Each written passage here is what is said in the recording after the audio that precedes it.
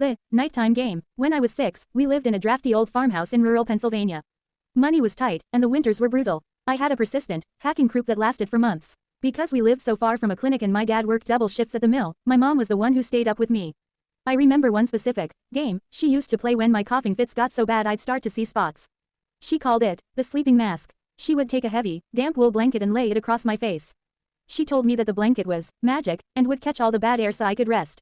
She would lean her weight against it, pressing her palms into my cheeks, whispering, "Just go to sleep, baby. If you stop moving, the cough can't find you." I remember the smell of the wet wool and the heavy, terrifying silence of not being able to draw a breath. I'd eventually go limp, drifting into a heavy, dark sleep. I thought she was a hero. I thought she was literally pinning down my sickness so I could finally rest. The realization, years later, I was talking to my aunt about how hard those winters were. She got quiet and told me that my mother had been diagnosed with postpartum psychosis and extreme sleep deprivation back then. My aunt admitted she had moved in for a month because she was worried about my safety. I realized then that the sleeping mask wasn't a game. My mother wasn't catching the bad air, she was waiting for me to stop struggling. She wasn't trying to cure my cough, she was trying to smother the sound of it so she could have 1 minute of silence. I still can't sleep with anything covering my face.